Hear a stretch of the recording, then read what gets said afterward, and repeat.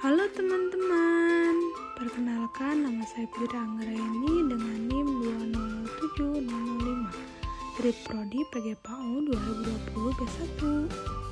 Oke, hari ini kita belajar mengenai tahapan proses terjadinya hujan.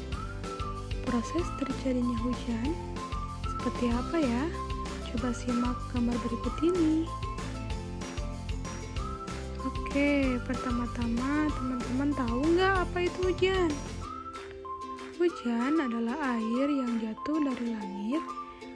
Hujan jatuh ke bumi karena awan terisi penuh dengan embun yang menjadi air. Lalu apa manfaat hujan ya? Hujan dapat membantu pertanian seperti tanaman padi, sayuran, dan buah dapat tumbuh dengan baik karena air hujan. Sumber energi pembangkit listrik, dan kelangsungan hidup di hutan. Kapan ya terjadinya hujan? Hujan terjadi kapan saja. Saat jatuh ke bumi, itulah hujan yang terjadi. Dari mana air hujan berasal? Air hujan berasal dari uap air yang menggumpal di langit. Mengapa air hujan turun dari langit? Karena semua air yang ada di bumi ini menguap akibat panas matahari. Suhu matahari yang panas bisa membuat air menguap ke langit. Kemudian air menguap tersebut naik ke atas menggumpal menjadi awan. Uap tersebut berkumpul dan menyebabkan tidak dapat tertampungnya di awan, dan akibatnya uap terkumpul jadi jatuh ke bumi.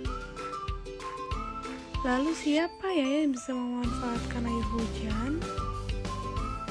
Tentunya semua makhluk yang ada di bumi ini, seperti manusia, hewan, dan tumbuhan. Lalu bagaimana proses terjadinya hujan? Lalu menyinari bumi dengan tariknya menimbulkan efek panas. Panas matahari inilah yang membuat perairan dan benda-benda lain yang mengandung air menguap ke udara dan terus bergerak menuju langit. Uap air berkumpul dan memadat membentuk awan-awan kecil. Disebut awan cumulonimbus. Lalu turun menjadi hujan. Apa saja tahapan terjadinya hujan? Tahapan pertama adalah evaporasi. Evaporasi adalah penguapan air. Panasnya suhu bumi dan matahari akan membuat air yang ada di sungai, danau, dan laut akan menguap menjadi butiran uap air. Uap air ini akan mengumpul menjadi sehingga menyebabkan kemungkinan terjadinya hujan semakin besar. Transpirasi adalah uap air yang naik ke atmosfer yang berasal dari tumbuhan dan hewan. Tahapan kedua adalah kondensasi. Uap air dari proses penguapan atau proses evaporasi akan naik ke atmosfer dan mengalami kondensasi atau pengembungan. Pada tahapan ini,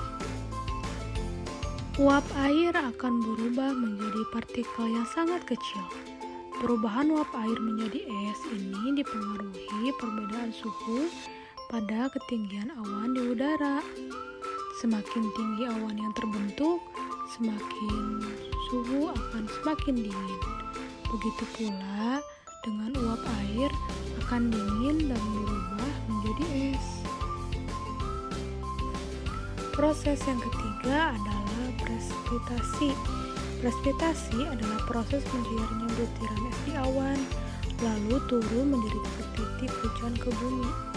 Awan yang sudah terbentuk pada proses sebelumnya mungkin tertiup angin dan terbawa sehingga menjadi turun hujan di tempat yang lain dari proses sebelumnya. Awan yang sudah terlalu padat dengan air dan tidak sanggup lagi menahan beban air akan jatuh ke daratan menjadi titik-titik hujan. Sekian, thank you guys, see you next time.